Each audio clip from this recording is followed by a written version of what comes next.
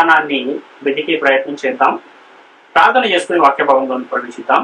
పరలోకమందున మా తండ్రి, నీకు స్తుతులు స్తోత్రములు తండ్రి. ఇదిగో తండ్రి, మా అందరి జీవితంలో మరొక శ్రేష్టమైన దినాన్ని దయచేశారు. మీకే స్తుతులు స్తోత్రం. ఇదిగో తండ్రి, ఇంతవరకు మమ్మల్ని మీ ఎక్కడి కింద కాచి కాపాడిన విధానాన్ని బట్టి మీకు స్తుతులు స్తోత్రము. మా జీవితంలో మీరు చేసిన అనేకమైన మేళ్లను బట్టి మీకే స్తుతులు స్తోత్రం తెలియజేసుకుంటున్నాం. ఇదిగో తండ్రి, మీ యొక్క రాజ్యంలో తండ్రి మేమందరము మీ ఆజ్ఞలను అనుసరిస్తూ జీవించి సత్యవాక్యాన్ని అనుసరిస్తూ మీ యొక్క కృపకు పాత్రలుగా ఉండటకు మాకు సహాయాన్ని దయచేయమని, నీవు నా మహాలోకానికి మేము వచ్చుటకు ఏమేమైతే మేము ఈ భూమి మీద అనుసరించాలో వాటన్నిటిని మేము అనుసరించటకు మాకు తగిన మనస్సును అర్థం చేసుకునే హృదయాన్ని గ్రహించి రాజ్యంలో తండ్రి మేము చేరుటకు, పరలోకానికి చేరుటకు మాకు సహాయం దయచేయమని మా ప్రభువును రక్షకుడు ఆయన యేసుక్రీస్తు వారి శ్రేష్టమైన నామములో స్తుతించి వ్యక్తించున్నాము తండ్రి.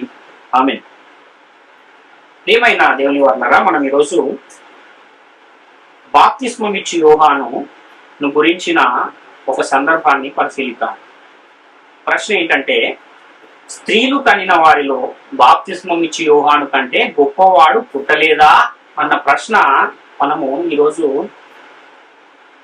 దానికి సమాధానాన్ని వెతికే ప్రయత్నం చేద్దాం. అయితే ఈ సందర్భాన్ని కనుక మనం చూస్తే మత్తయి సువార్త 11వ వచనంలో ఈ విషయం మనకు కనబడుతుంది. స్త్రీలు కనిన వారిలో బాప్తిస్మం ఇచ్చి యోహాను కంటే గొప్పవాడు పుట్టలేదని నిశ్చయముగా మీతో చెప్పుచున్నాను, అయినను పరలోక రాజ్యములో అల్పుడైన వాడు అతని కంటే గొప్పవాడు అని ఇక్కడ యేసుక్రీస్తు వారే బాప్తిస్మం ఇచ్చి యోహాను గురించి చెబుతూ ఉన్న సందర్భంలో. అంటే ఇంతకీ ఈ స్త్రీలు కనిన వారు అన్న ఈ మాటను మనం ఆలోచిస్తే, స్త్రీలు కనిన వారు అంటే ఎవరు, స్త్రీ కనేది ఏంటి అన్న విషయాన్ని మనం ఆలోచిస్తే, యోబు గ్రంథంలో దీనికి సంబంధించిన ఒక విషయం మనకు కనబడుతుంది. 14వ అధ్యాయం యోబు గ్రంథము 1-5 వచనాలు మనం చూస్తే, స్త్రీ కనిన నరుడు కొద్ది దినముల వాడై మిక్కిలి బాధనందును, పువ్వు వికసించినట్లు వాడు పెరిగి వాడిపోవును, నీడ కనబడకపోవునట్లు వాడు నిలవక పారిపోవును, అట్టివాని మీద నీవు కనుదృష్టి ఉంచున్నావు, తీర్పునందుటకై నన్ను నీ ఎదుటికి రప్పించి ఉన్నావు, పాప సహితునిలో నుండి పాప రహితుడు పుట్టగలిగిన ఎంత మేలు, అలాగున ఎవడును పుట్టనేరుడు, నరుల ఆయుష్కాలము పరిమితి గలది, వారి నెలల సంఖ్య నీకు తెలిసే ఉన్నది, మించజాలని వయ పరిమాణము నీవు వారికి నియమించి ఉన్నావు అని ఇక్కడ యోబు గ్రంథంలో మనకు ఈ సందర్భం కనబడుతుంది. ఈ వచనంలో స్త్రీ కనిన నరుడు కొద్ది దినముల వాడై మిక్కిలి బాధనందును అంటున్నాడు, పువ్వు వికసించినట్లు వాడు పెరిగి వాడిపోవును అంటున్నాడు, నీడ కనబడకపోవునట్లు వాడు నిలవక పారిపోవును అంటున్నాడు, అదేవిధంగా నరుల ఆయుష్కాలము పరిమితి గలది అంటున్నాడు, వారి నెలల సంఖ్య నీకు తెలిసే ఉన్నది అంటున్నాడు, మించజాలని వయ పరిమాణమును నీవు వారికి నియమించి ఉన్నావు అని కూడా వ్రాయబడిన ఈ సందర్భాన్ని మనం చూస్తున్నాం. ఇంతకీ మించజాలని వయ పరిమాణం గలది ఏది, శరీరమా ఆత్మనా? కొద్ది దినములు గలది ఏది, శరీరమా ఆత్మనా? అదేవిధంగా పువ్వు వికసించినట్లు వికసించి పెరిగి వాడిపోయేది ఏది, నీడ కనబడకపోవునట్లు నిలువక పారిపోయేది, శరీరమా ఆత్మనా? పరిమితి గల ఆయుష్కాలము గలదేది, శరీరమా ఆత్మనా?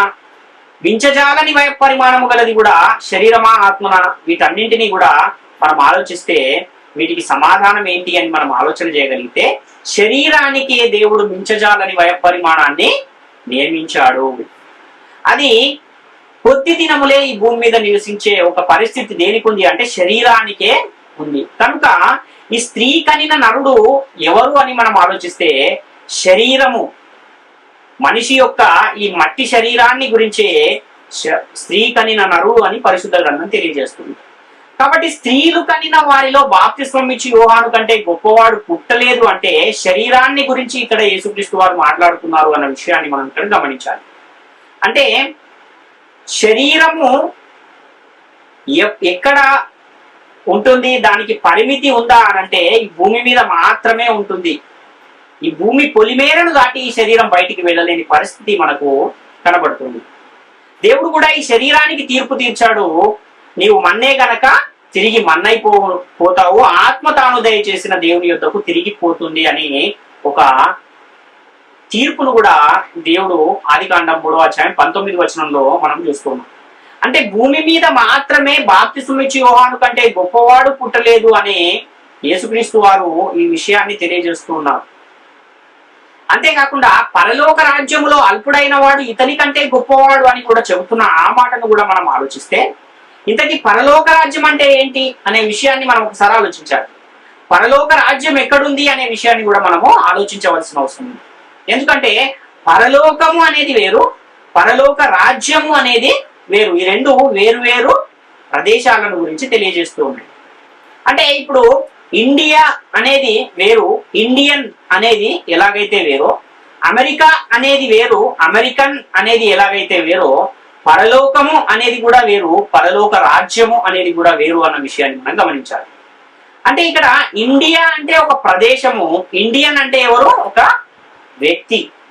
అదేవిధంగా పరలోకము అంటే ప్రదేశము, అదేవిధంగా పరలోక రాజ్యము అంటే ఒక వ్యక్తిని గురించి మాట్లాడుతున్న పరిస్థితిని మనం చూస్తూ ఉన్నాం. అంటే పరలోకములో సభ్యత్వము గల వారిని పరలోక రాజ్యము అని పిలుస్తున్నారు అన్న విషయాన్ని మనం గమనించాలి. పరలోక పౌరసత్వము గల వారు ఎక్కడున్నారు అంటే, భూమి మీద ఎవరైతే యేసుక్రీస్తును ప్రభు అని నమ్మి దేవుడు ఆయనను మృతులలో నుండి లేపాడని విశ్వసించి ఆత్మ రక్షణ కొరకు యేసుక్రీస్తు నామములో ఎవరైతే బాప్తిస్మాన్ని పొంది క్రీస్తు రాజ్యములో, క్రీస్తు సంఘములో చేరుతున్నారో వారు ఎక్కడ చేరుతున్నారంటే పరలోక రాజ్యములో చేరుతున్నారు అన్న విషయాన్ని మనము గమనించాలి. అందుకే యేసుక్రీస్తు వారు కూడా ఆయన బోధను ప్రారంభించే దినాలలో ఆయన పలికిన ఒక మాటను మనం చూస్తే, పరలోక రాజ్యము సమీపించుచున్నది కనుక మారు మనస్సు పొందుడి అని యేసుక్రీస్తు వారు ప్రకటిస్తూ ఉన్న ఒక సందర్భాన్ని కూడా మనం చూస్తాం.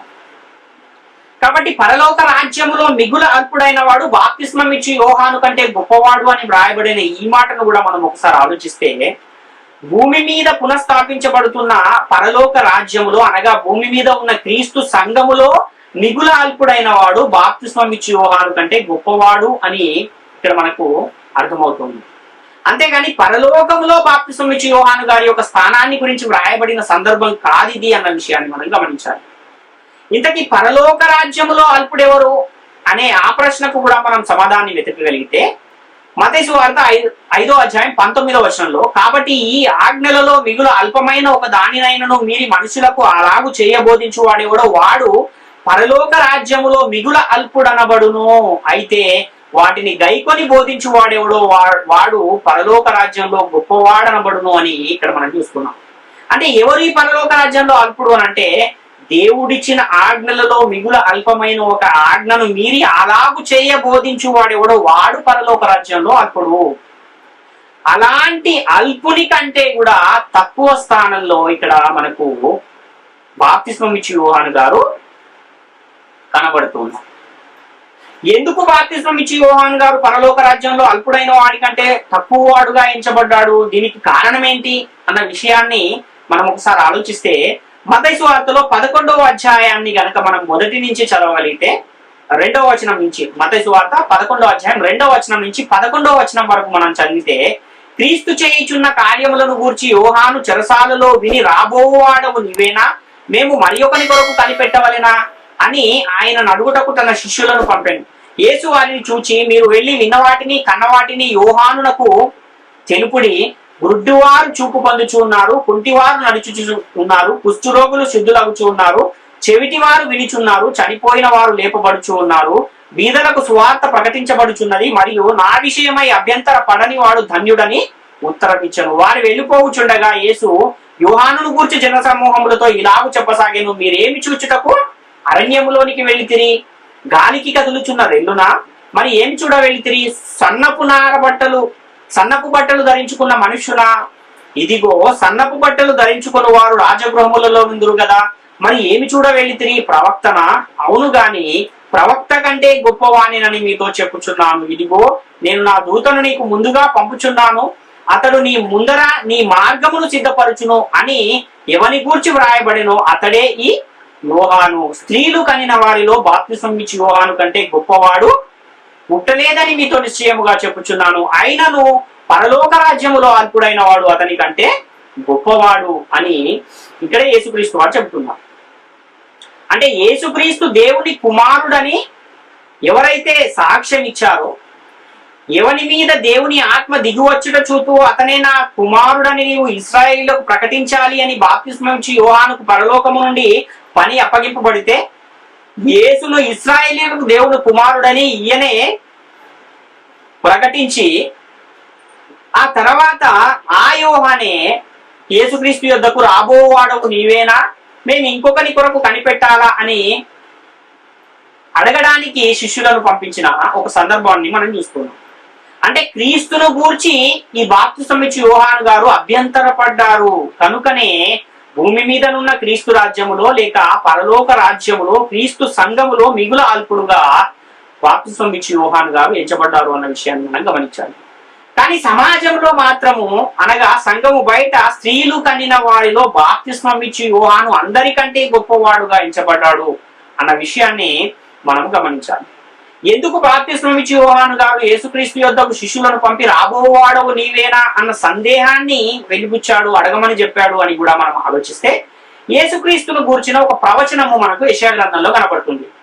యెషయా గ్రంథం 61వ అధ్యాయం 1-3 వచనాలను మనం చూస్తే, ప్రభువగు యెహోవా ఆత్మ నా మీదికి వచ్చి ఉన్నది, దీనులకు సువర్తమానము ప్రకటించుటకు యెహోవా నన్ను అభిషేకించను, నలిగిన హృదయములు గల వారిని దృఢపరచుటకును, చెరసాలలో ఉన్న వారికి విడుదలను, బంధింపబడిన వారికి విముక్తిని ప్రకటించుటకును, యెహోవా హితవత్సరమును మన దేవుని ప్రతిదండన దినమును ప్రకటించుటకును, దుఃఖాక్రాంతులందరినీ ఓదార్చుటకును, సియోనులో దుఃఖించు వారికి ఉల్లాస వస్త్రములు ధరింపజేయుటకును, బూడిదకు ప్రతిగా పూదండను, దుఃఖమునకు ప్రతిగా ఆనంద తైలమును, భారభరితమైన ఆత్మకు ప్రతిగా స్తుతి వస్త్రమును వారికి ఇచ్చుటకును ఆయన నన్ను పంపి ఉన్నాడు. యెహోవా తను మహిమపరుచుకున్నట్లు నీతి అను మస్తకీ వృక్షములన్నీ యెహోవా నాటిన చెట్లని వారికి పేరు పెట్టబడును అన్న ఈ ప్రవచనము మనకు యెషయా గ్రంథము 61వ అధ్యాయంలో కనబడుతుంది.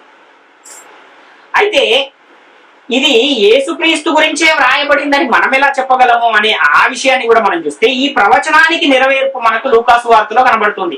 లూకాసు వార్త 4వ అధ్యాయం 17-21 వచనాలు మనం చూస్తే, ప్రవక్త అయిన యెషయా గ్రంథం ఆయన చేతికి ఇవ్వబడిన, ఆయన గ్రంథం విప్పగా ప్రభువు ఆత్మ నా మీద ఉన్నది, బీదలకు సువార్త ప్రకటించుటకై ఆయన నన్ను అభిషేకించను, చెరలోనున్న వారికి విడుదల, గుడ్డి వారికి చూపును ప్రకటించుటకును, నలిగిన వారిని విడిపించుటకును, ప్రభువు హితవత్సరమును ప్రకటించుటకును ఆయన నన్ను పంపి ఉన్నాడని వ్రాయబడిన చోటు ఆయనకు దొరికెను. ఆయన గ్రంథము చుట్టి పరిచారకునికి ఇచ్చి కూర్చుండెను. సమాజ మందిరంలో ఉన్నవారందరూ ఆయనను తేరి చూడగా ఆయన నేడు మీ వినికిడిలో ఈ లేఖనము నెరవేరినదని వారితో చెప్పసాగాను అని యేసుక్రీస్తు వారే స్వయంగా చెబుతున్న ఈ సందర్భం. అంటే యెషయా గ్రంథములో 61వ అధ్యాయం 1-3 వచనాలలో ఏ విషయం అయితే ఉందో అదే విషయాన్ని యేసుక్రీస్తు వారు చదివి ఏం చెబుతున్నారంటే, నేడు మీ వినికిడిలో ఈ లేఖనము నెరవేరింది అని చెబుతున్నారు.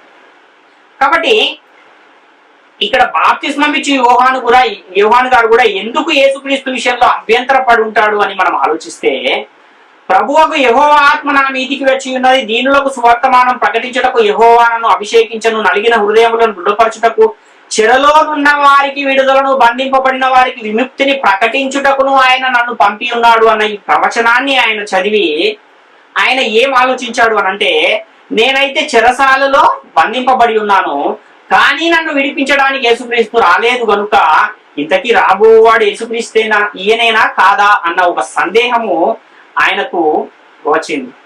కాబట్టి ఆ సందేహాన్ని తీర్చుకోవడానికే శిష్యులనిచ్చి యేసుక్రీస్తు యొద్దకు పంపించి, రాబోవాడవు నీవేనా, మేము ఇంకొకరి కొరకు కనిపెట్టాలా అని అడగమని వారిని పంపించిన సందర్భాన్ని మనం చూస్తున్నాం. కాబట్టి ఈ బాప్తిస్మం ఇచ్చి యోహాను గారు భూమి మీద పరలోక రాజ్యములో క్రీస్తు సంఘములో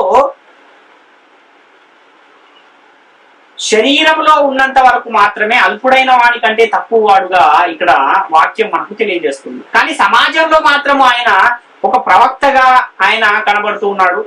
అదేవిధంగా ఒక రోషము గల ప్రవక్తగా, పుట్టినది మొదలుకుని పరిశుద్ధాత్మతో నిండుకొనిన వాడిగా, అదేవిధంగా స్త్రీలు కనిన వారిలో అందరికంటే గొప్పవాడుగా ఇక్కడ బాప్తిస్మం ఇచ్చి యోహాను గారు కనబడుతున్నారు.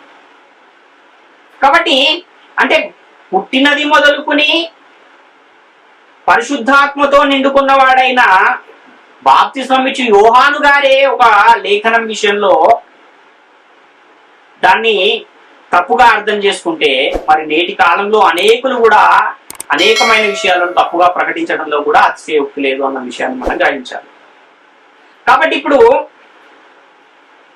భూమి మీద ఉన్న క్రీస్తు సంఘములో, క్రీస్తు రాజ్యములో, పరలోక రాజ్యములో బాప్తిస్మం ఇచ్చి యోహాను ఎలాంటి ఒక స్థితిని కలిగి ఉన్నాడు అనంటే, అల్పుడైన వాని కంటే కూడా తక్కువ స్థానాన్ని కలిగి ఉన్నాడు. కానీ శరీరములో ఉన్నంత వరకు మాత్రము భూమి మీద ఆయన ఎలాంటి స్థితిని కలిగి ఉన్నాడు అంటే, స్త్రీలు కనిన వారిలో అందరికంటే గొప్పవాడుగా ఆయన కనబడుతూ ఉన్నాడు అన్న విషయాన్ని మనం ఇక్కడ గమనించాలి. కాబట్టి బాప్తిస్మం ఇచ్చి యోహాను కలిగి ఉన్న ఈ స్థితి ఎక్కడిది అని అంటే భూమి మీద ఉన్న స్థితి, పరలోకంలో ఆయనకున్న స్థితిని గురించి చెప్పట్లేదు ఈ వాక్యము అన్న విషయాన్ని మనము గమనించువారని చెప్తున్నారు. కాబట్టి ప్రతి ఒక్కరు కూడా గమనించి గ్రహించి సత్యవాక్యాన్ని సరిగా అర్థం చేసుకుని వాక్యానికి లోబడుతూ దేవుని కృపకు పాత్రలుగా ఉండాలని నేను వేడుకొని నా మాటను ముగిస్తున్నాను. అందరికీ వందనాలు.